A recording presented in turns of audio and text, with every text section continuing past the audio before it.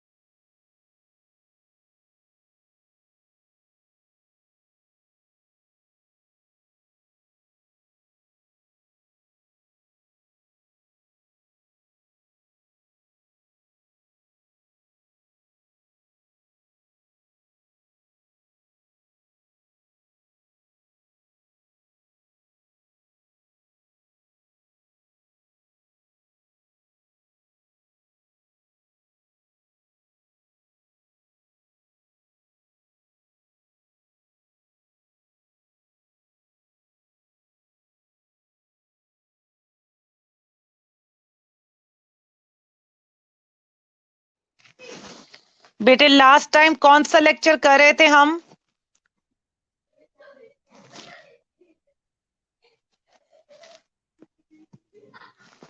Last time कौन सा chapter start करवाया था मैंने?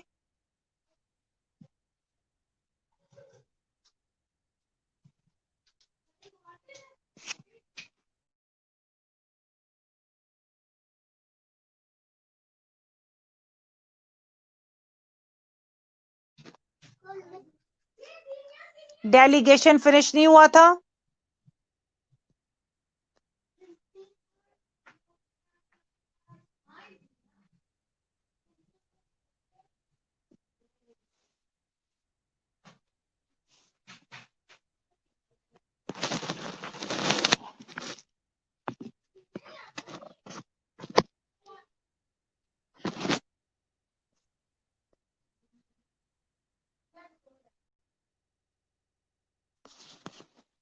ठीक है, अपनी बुक्स खोल लें प्लीज। डेलीगेशन वाला चैप्टर निकाल लें।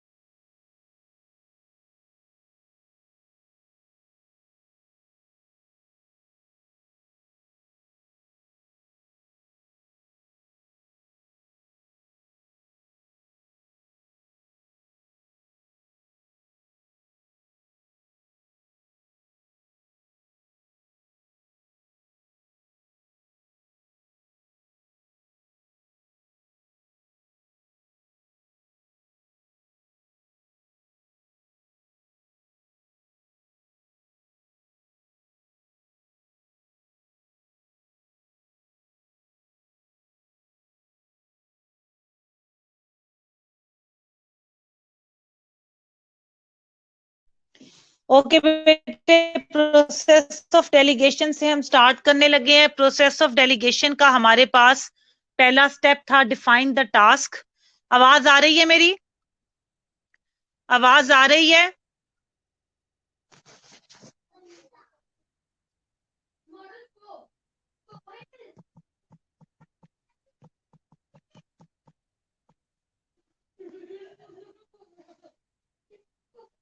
जी बेटे, आवाज आ रही है? ओके बेटे, जब भी हमने किसी को कोई टास्क डेलीगेट करना है तो उसके सर्टेन स्टेप्स हैं जो हमने फॉलो करने हैं।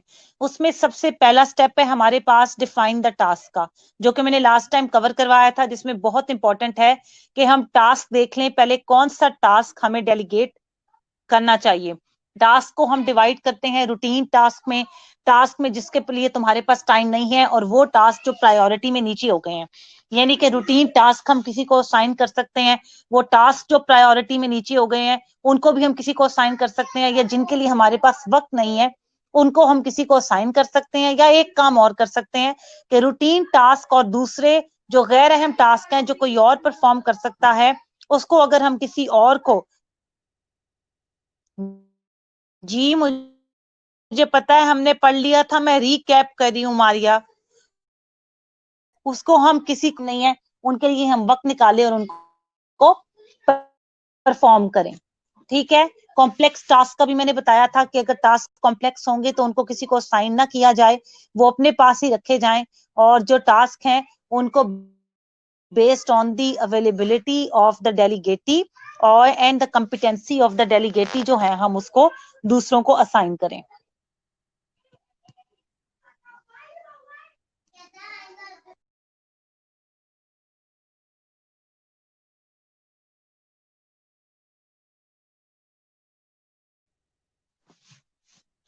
उसके बाद हमारे पास सर्टेन टास्क हैं जिनको कभी भी किसी को हमें साइन नहीं करना चाहिए। वो ऐसे टास्क हैं जिसमें क्लिनिकल जजमेंट एक्सपर्टीज की जरूरत है, टेक्निकल टास्क हैं, कॉन्फिडेंशियलिटी या कंट्रोवर्सी हो सकती है, तो उनको हमें हमेशा दूसरों को साइन नहीं करना चाहिए। We shall perform them by ourselves. अब हमारे पास इसका सेकंड पॉइंट है डिसाइड ऑन डेलीगेटी, यानी डेलीगेटी को डिसाइड करना कि किसको ये टास्क जो है वो हम दे सकते हैं।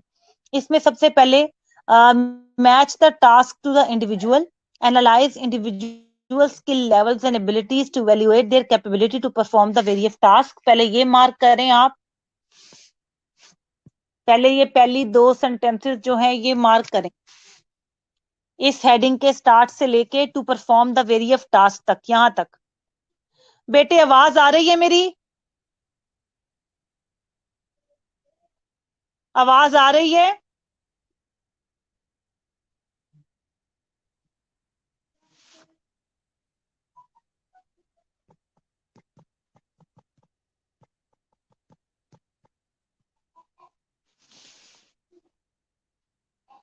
तो फिर ये बार बार क्यों बीच में क्वेश्चंस आ जाते हैं, नो वॉइस नो वॉइस? अगर तुम लोग लेट ऑनलाइन हो रहे हो और मैं थोड़ी देर के लिए खामोश हूं, क्या बच्चे तो नहीं हो तुम लोग कि मैं बार बार बताऊं? अगर मैं कोई वर्ड पढ़ने के लिए समझाने के लिए रुकी हूं तो it's mean I am not talking. 2 से 3 मिनट सब्र करो, ऑनलाइन होते साथ ही का बरसना शुरू हो जाएगी मेरी आवाज। एक तो तुम लोग लेट ऑनलाइन होते हो, ऊपर से इरिटेट करते हो।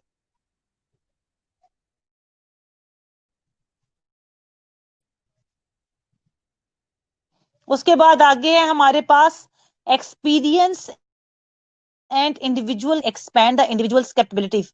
इस सेंटेंस को मार्क करो। पहली दो लाइनें समझ आ गई हैं आपको? मैच द टास्क से लेके to perform the various task, पहले ये मार्क करो। उसके बाद एक्सपीरियंस एंड इंडिविजुअल करेक्टरिस्टिक्स से लेके एक्सपैंड द इंडिविजुअल कैपेबिलिटीज, यहां तक मार्क करो। उसके बाद थर्ड पैराग्राफ की जो पहली लाइन है ना, नेक्स्ट डिटरमिन, इससे पहले लिखो and next determine availability, and next determine availability, sorry sorry sorry, लिखो नेक्स्ट डिटरमिन अवेलेबिलिटी, एंड नहीं लगाना यहाँ पे। अभी अभी मैं बताती हूँ कहाँ लगाना है।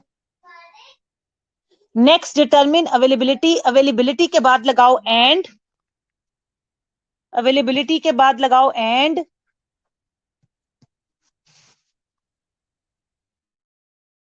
Next determine availability and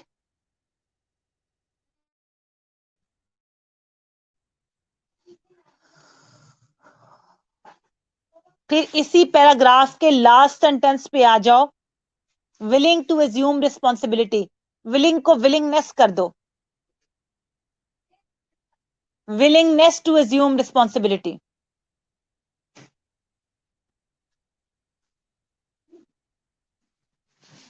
Willingness to assume responsibility.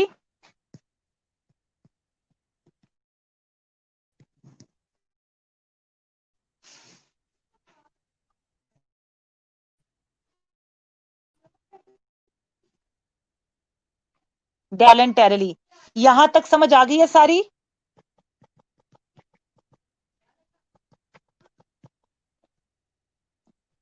यहां तक जो मैंने मार्क करवाया है वो क्लियर है आपको? फिर मैं एक्सप्लेन करती हूं।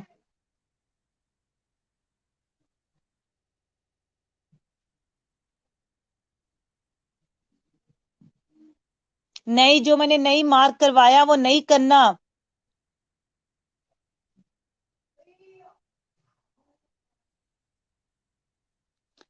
सबसे पहले आपने स्टार्ट से लगाना है, match the task to the individual से लेके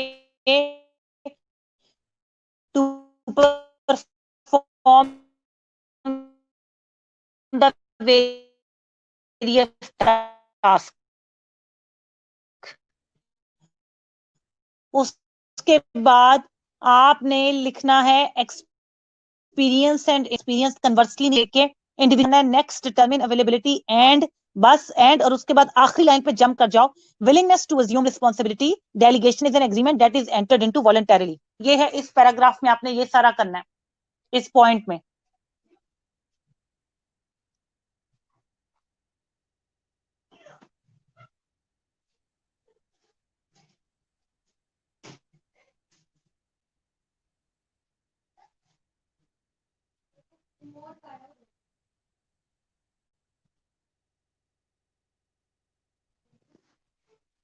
जी बेटे, क्लियर है? आप समझ आ गया मैंने क्या मार्क करवाया है? ओके ग्रेट बेटे। डेलीगेटी को जिसको काम देना है उस पे डिसाइड करना कि किसको काम दिया जाए बहुत इंपॉर्टेंट है। वही वाली बात बार बार के टास्क को इंडिविजुअल की पर्सनल स्किल लेवल, एबिलिटीज और कैपेबिलिटीज के साथ आप जरूर मार्क कीजिए। उसके बाद आपने क्या करना है, इंडिविजुअल के करेक्टरिस्टिक्स जिसमें उसका इनिशिएटिव, इंटेलिजेंस, एंथुजियाज्म ये सब आ जाते हैं, ये किसी इंडिविजुअल की कैपेबिलिटीज को बढ़ाते हैं और इसको भी आपने कंसीडर करना है। फिर उसके बाद आपने ये देखना है कि जो टास्क में किसी को दे रही हूँ वो टास्क है, इफ टास्क की जिम्मेदारी का प्रोसेस है जिसमें कि कोई भी, मेरे पास पूरे सिग्नल आ रहे हैं, आई डोंट नो आवाज कट रही है क्या है, I can not do anything about the connection. The best connection I'm having, if the weather is not good today, then it's for all of us.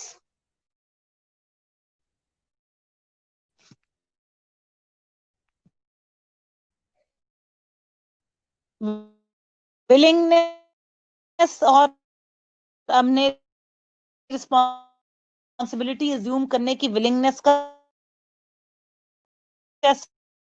है जिसमें हम कोई भी जिम्मेदारी किसको जबरदस्ती नहीं देंगे, जबकि हम उसको वॉलेंटरली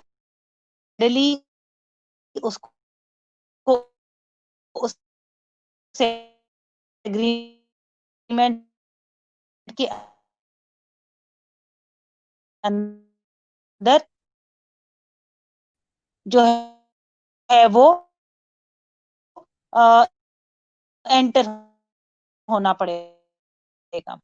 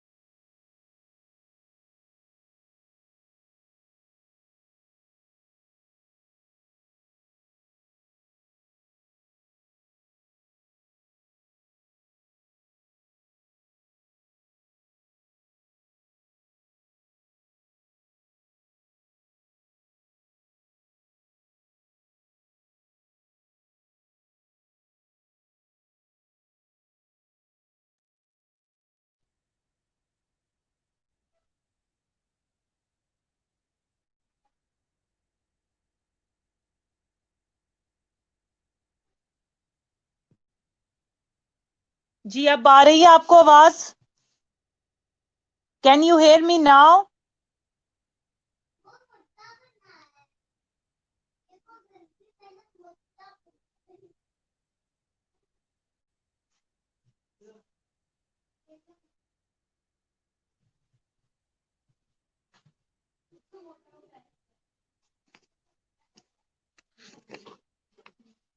थर्ड पॉइंट है हमारे पास, determine the task.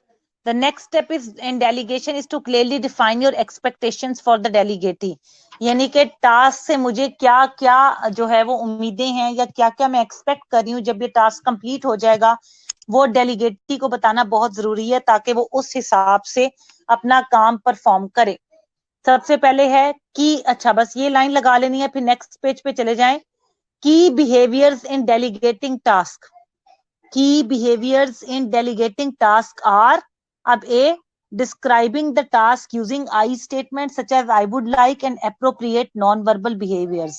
Often body language, face-to-face positioning and eye contact. The delegate needs to know what is expected and what the task, when the task should be completed and where and how, if that is appropriate. ठीक है।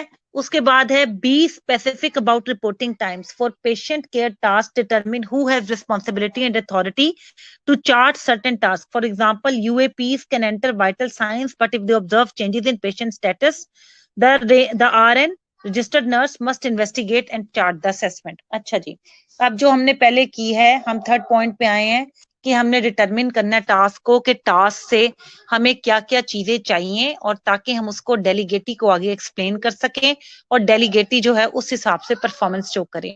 सो delegating task में जो की behaviour हैं, सबसे पहले हम जो है वो आई स्टेटमेंट के I would like to let this task be completed by this date, these are the resources, these are my expectations, I want you to perform this, ये सारा उसमें। और रिपोर्टिंग टाइम बताना कि कितनी देर में ये टास्क जो है वो कंप्लीट होकर मुझे बता देना चाहिए, बहुत जरूरी है।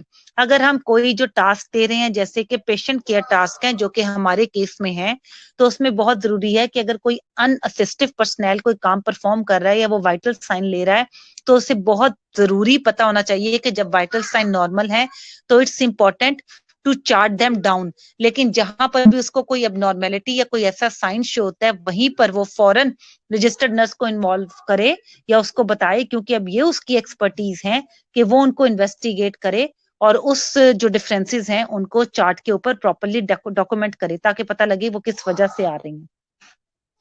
अच्छा जी, डिस्कस द सेकंड है, discuss the importance to the organization, you the patient and delegatee, provide the delegatee with an incentive for accepting both the responsibility and the authority to do the task. बहुत important है कि organisation से हम बताएं कि delegation की क्या importance है, खुद ऑर्गेनाइजेशन के लिए, पेशेंट के लिए, आपके लिए और डेलीगेटी के लिए। दूसरी बात यह है कि जो भी डेलीगेशन में शुरू से कह रही हूँ वॉलंटियर टास्क है, किसी को जबरदस्ती डेलीगेट नहीं किया जा सकता। अगर आप जबरदस्ती डेलीगेट करोगे तो वो होल हार्टेडली नहीं, हाफ हार्टेडली काम करेगा, हाफ हार्टेडली काम करेगा, चांसेस ऑफ मिस्टेक बढ़ जाएंगे, overall productivity and quality effect करेगी, पेशेंट की भी, डेलीगेटी की भी, डेलीगेटर की भी, ऑर्गेनाइजेशन को भी नुकसान होगा। तो अगर कोई वॉलंटियर कर रहा है किसी टास्क के लिए, तो बहुत जरूरी है कि ऑर्गेनाइजेशन को कहा जाए कि उसको ये एडिशनल रिस्पॉन्सिबिलिटी और अथॉरिटी परफॉर्म करने के लिए कोई ना कोई इंसेंटिव दिया जाए। लाइफ में जब भी किसी चीज का कोई ना कोई आउटकम मिलता है तो ही हम उसको परफॉर्म करते हैं। अगर हमें उसका कोई इंसेंटिव नहीं दिया जाएगा तो ऑब्वियसली हमारी परफॉर्मेंस जो है वो इफेक्ट करेगी। अच्छा, explain the expected outcome and the timeline for completion. ये वही बात दोबारा आ रही है कि टास्क देने के बाद बहुत जरूरी है मुझे पता होना चाहिए कि इसका आउटकम एक्सपेक्टेड क्या है, यानी कितने % चांसेस हैं कि मुझे मेरा डिजायर्ड रिजल्ट मिलेगा, और कंप्लीशन टाइम उसका क्या होगा। Monitoring is important because you remain accountable for the task, but control should never limit an individual opportunity to grow. बहुत जरूरी है कि जब हम किसी को कोई टास्क असाइन करें तो उसको टाइमली परफॉर्म जरूर मॉनिटर करें, लेकिन मॉनिटर करने का ये मतलब नहीं है कि हम किसी की परफॉर्मेंस को इतना कंट्रोल करें कि उसकी अपनी इंडिविजुअल्स जो अपॉर्चुनिटी है ग्रो करने की, अगर किसी को कोई टास्क दिया है वो खुद से कोई डिसीजन उसे लेने का हक दिया जाए, मॉनिटर जरूर किया जाए। अगर हर चीज में हम जाके इंटरफेयर करेंगे तो वो फिर तुम पे हर चीज के लिए डिपेंडेंट रहेगा, ना तुम्हारी ग्रोथ होगी, सॉरी ना उसकी ग्रोथ होगी, और ना तुम्हें टास्क असाइन देने का कोई फायदा होगा। तो अननेसेसरी जो है वो इंटरवीन टास्क में नहीं करना। उसके बाद है identify any constraints for completing the task or any condition that could change. अच्छा, इसके बाद टास्क असाइन करते हुए बहुत जरूरी है, कंस्ट्रेंट का मतलब है रुकावटें। कोई ऐसी चीज, फर्ज करो मैं टास्क से 100% रिजल्ट चाहती हूँ लेकिन मेरे पास रिसोर्सेज 80% के हैं, तो मुझे ये रियलिटी जो है अपने आप को या वेकअप कॉल देनी होगी कि 100% के लिए मेरे पास रिसोर्सेज नहीं है, या मैं चाहती हूँ कि ये टास्क की एक एक डिटेल पे काम हो, एक एक डिटेल पे काम करने के लिए 1 महीने का टाइम चाहिए, मेरे पास 20 दिन है। तो अगेन वो कंस्ट्रेंट्स जो टास्क की परफॉर्मेंस को, जो कि नॉर्मली रिसोर्सेज, पैसा और जो है वो ह्यूमन रिसोर्स भी हो सकता है, और जो है वो फाइनेंशियल भी, या जो हमारे पास टाइम लिमिट है, ये ऐसी चीजें हैं जो किसी भी टास्क को कॉन्स्ट्रेंट, उसके कॉन्स्ट्रेंट रुकावटें शामिल हो सकती हैं, या ओवरऑल टास्क की परफॉर्मेंस जो इफेक्ट हो सकती है। Validate understanding of the task and your expectations by eliciting questions and providing feedback. बहुत जरूरी है कि हम किसी भी टास्क को जो है वो अंडरस्टैंड करने के लिए वैलिडेट करें। वैलिडेट करने का मतलब ये है बेटे कि जो हमारी एक्सपेक्टेशंस हैं वो हम क्वेश्चंस पूछ कर, या दूसरे अगर पूछते हैं उसको रिप्लाई करें, और दूसरों के काम के बाद उनको फीडबैक भी दें। No feedback then they won't know के वो टास्क कैसा परफॉर्म कर रहे हैं और वो कहाँ पर स्टैंड करते हैं। नंबर 4th पॉइंट है मेरे पास, रीच एग्रीमेंट। अच्छा जी, once you have outlined your expectations, you must be sure that the delegatee agrees to accept responsibility and authority for the task. You need to be prepared to equip the delegatee to complete the task successfully. Reach agreement तुम्हारा, delegator का और डेलीगेटी का आपस में agreement होना बहुत जरूरी है। अगर हमने टास्क को आउटलाइन कर लिया है, प्रॉब्लम का पता लग गया है, रिसोर्सेज का पता लग गया है, एक्सपेक्टेशंस का पता लग गया है, तो अब बहुत जरूरी है कि डेलीगेटी को ये सब बताया जाए, वो अपनी रिस्पॉन्सिबिलिटी और को जो है और तुम्हारी अथॉरिटी को जो टास्क के हवाले से उसे एक्सेप्ट करे, और तुम अपने डेलीगेटी को प्रिपेयर करो कि वो कौन कौन सी चीजें हैं जो मैंने उसको देनी है ताकि वो सक्सेसफुली अपना टास्क जो है वो कंप्लीट कर सकें। उसके बाद इसका लास्ट पॉइंट है हमारे पास, जो कि है मॉनिटरिंग परफॉर्मेंस। क्या है ये? Monitoring performance and providing feedback. ठीक है, monitoring performance provides a mechanism for feedback and control that ensures that the delegated tasks are carried out as agreed. When defining the task and expectations, clearly establish where, when, and how. Remain accessible. Support builds confidence and reassures the delegatee of your interest in the delegatee and negates any concerns about dumping undesirable task. वही बात बार बार कि अब performance को evaluate करना और feedback को provide करना बहुत जरूरी है, ताकि डेलीगेटी को भी पता हो और तुम्हें भी पता हो कोई टास्क कहाँ जा रहा है। किसी को टास्क असाइन करने के बाद खुद को अनअवेलेबल कर लेना इज वेरी अनएथिकल। मैं किसी को कोई काम दे दूं, उससे को 10 दिन का काम है ये तुम कर लो, और फिर मैं उसका नंबर ब्लॉक कर दूं या उसकी ईमेल मैसेज किसी भी तरीके का उसका जवाब ना दूं, उससे मिलूं ना, एक्सेसिबल ना दूं, तो हाउ आई विल नो कि टास्क ठीक जा रहा है? How he will know that he is performing the right task? तो बहुत जरूरी है कि एक्सपेक्टेशंस डिफाइन करने के बाद हम अपनी एक्सेसिबिलिटी भी शो करें कि जिसको काम दिया है उसके लिए हम एक्सेसिबल रहें, ताकि उसे पता हो हम क्या काम कब किस तरह परफॉर्म कर रहे हैं। यहाँ पर हमारे ये पॉइंट्स जो हैं वो कवर हो जाते हैं। यहाँ पर हमारा सारा चैप्टर डेलीगेशन का कवर हो जाता है, ठीक है। अ, इसके अलावा एक और क्वेश्चन है, potential barriers regarding in effective delegation. वो मैं नेक्स्ट क्लास में कवर करूंगी, उसके लिए आज मेरे पास जो है वो एनफ टाइम नहीं है, ठीक है। काइंडली आपके पास 5 से 6 मिनट का टाइम है, जो मैंने पढ़ाया है इसको रिकैप करें। कोई क्वेश्चन है तो मुझसे पूछ लें, एंड जो क्लास रिप्रेजेंटेटिव है वो अटेंडेंस मार्क करके मुझे व्हाट्सएप ग्रुप में जो है सेंड कर दें।